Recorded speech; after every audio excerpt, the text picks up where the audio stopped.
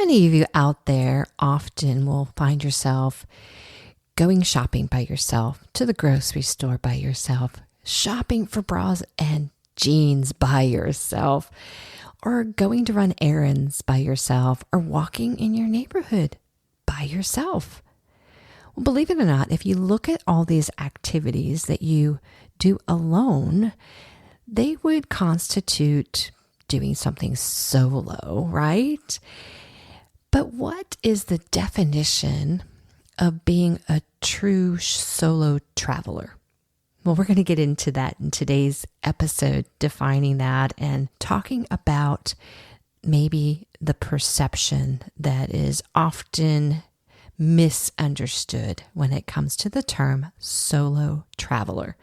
Welcome to Solo Travel Adventures. I'm Cheryl Esch, your host. Now, many people might have a different definition of what is a solo traveler. What defines it? What constitutes you being classified as a solo traveler? Well, I like to say everybody is different. We all have our own definition, and it can look like a variety of different scenarios. So let's not look at, hey, a solo traveler is someone who goes off for several weeks with a backpack all by themselves, just wandering whether it's Asia or wherever they have decided to go. And that's a true solo traveler in most people's minds, right? They're planning their itinerary by themselves. They're doing everything by themselves. They're using public transportation by themselves. It could look like that, yes, but it can look like a whole different scenario. And this really depends on you. So don't get it in your mind that just because you are not doing everything by yourself on your solo trip, that it's not considered solo. So here's some ideas of what solo travel could look like for you. Maybe it is simply arriving at your destination, whether it's, first time I'm going to fly by myself, or I'm going to take public transportation by myself to this certain destination and meet maybe a friend or family on the other side. That could be solo travel. And it could also just look like, okay, I'm going to take that step. And then once I get to my destination, I will join a tour group. That too is solo travel. Just because you have joined a group, tour group, or trip does not mean that you are not technically solo traveling. You are there by yourself. You are initiating this whole experience by yourself, but you are joining others who also, you may find other solo travelers doing the same thing. And in the process, you are connecting and finding community, which makes the experience a whole lot more meaningful, but doesn't mean that if you didn't meet with a group that it wasn't meaningful. You could also be walking the Camino by yourself but connect up with other people along the way and end up finishing your Camino with these people. So just kind of a random little connection, that is still solo travel. And it can look like many different versions. Maybe I've heard many people do a friend trip, right? But they might arrive a day or two early or stay a day or two later from this friend trip that they're doing, or even a family trip, just to give them a day or two of actually exploring a particular destination on their own. So solo travel, there's no one definition. There's no one vision of what this looks like, because it is based on you as a person, as the traveler. How much time you spend alone does not determine whether or not it is classified as solo or not. So get that out of your head. And I want you to approach your next trip with that in mind.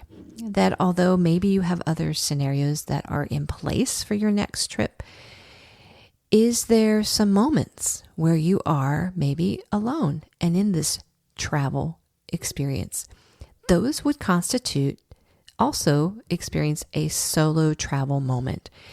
It doesn't have to be this grandiose 3 weeks, I'm backpacking, I'm all alone, no support kind of trip. Those are solo, but there's many different levels of solo travel.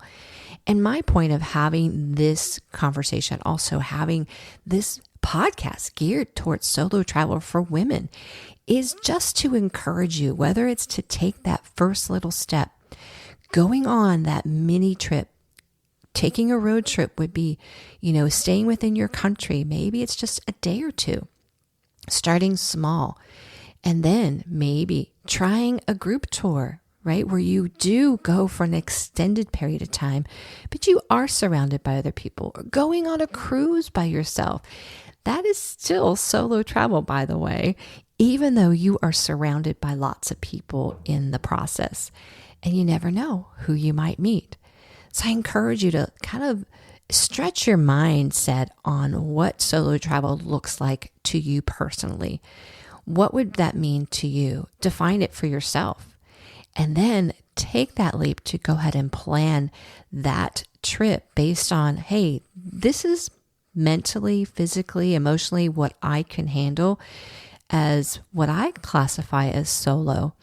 And it could look like any of those situations or scenarios that I described in today's episode. And I want to just encourage you, and this is why I come on here, to really give women the resources, but also that encouragement, and equip them to get out there and do have these solo adventures. Mini, medium, big, whatever you classify or feel like you are in that season where you can manage, or what you define as your solo adventure. Don't sit on the sidelines. I want you to get out there. I want you to plan based on what you define and what you can mentally and physically handle. And if you are overwhelmed maybe with your daily life and you are willing to take that leap into a solo adventure, maybe a cruise, maybe a group tour where all that planning is taken care of for you would be your answer. Or maybe it's just a day trip somewhere and later meet up with some friends to get that support. Whatever that is for you, I encourage you to get out there and don't delay it. Please, sisters, get out there. Been hearing just in my own family some situations, and even with friends, like getting maybe some medical or health news that maybe prevents them from even doing any travel. And so we don't know. I like to look at, we don't know our time. And so I like to sort of seize the moment when we can and not put off these things that you want to do in your life. And I believe every woman, not just 50 and up, should experience at least one solo trip in their lifetime to have that experience, have that freedom, have that transformation that typically happens on one of these trips. And there are highs and lows. There are goods and bads. I will tell you that from experience. It doesn't always turn out as you plan, but you have gained so much just by taking that leap, that step to do it. So I encourage you, get out there and have that adventure. Well, if you are looking for a solo trip that involves a group tour, I am proud to announce I'm going to be part of a river cruise, a European river cruise, a wellness river cruise through AMA Waterways. And I will be one of sort of the wellness host on that boat. And so I'm inviting you to join me. And right now, if you book before the end of September, by September 30th, you will get $1,250 off the booking. Now, you can also just put a deposit on, and that will hold that discounted price for you. But let me tell you a little bit about this cruise. It's a river cruise. It's a 7-night luxury wellness cruise. And there's a lot of wellness activities involved. It has award-winning dining, some really good food, healthy food, and great exploration. And this trip starts in Budapest. And it weaves its way through the Danube River, and it stops a couple of places, for example, Bratislava and Vienna, Austria, in addition to a stop in Germany. And it's going to be fabulous. And I want to invite you to join me because I will be on this. It is August 22nd through the 29th. So I hope you will consider joining.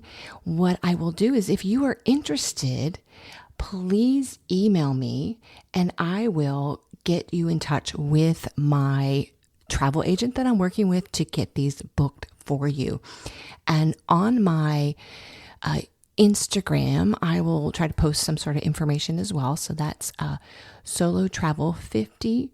And then email me, please, if you are interested in joining this river cruise in Europe, August 22nd to August 29th, 2026, at hello@CherylBeckEsch.com. And I would love to hear from you, or just message me either through Instagram or Facebook, and let's do this fun wellness cruise together. I would love to meet some of my listeners, but also give you the opportunity to do something fun and just adventurous for yourself. Did this podcast inspire you to participate in a solo journey? Well, my hope is that all women 50 and up have the courage and opportunity to experience at least one solo trip in their lifetime. But maybe you're feeling stuck about trying it solo. With my one-on-one travel coaching program, I can help you have a transformative trip, especially for those who are needing healing.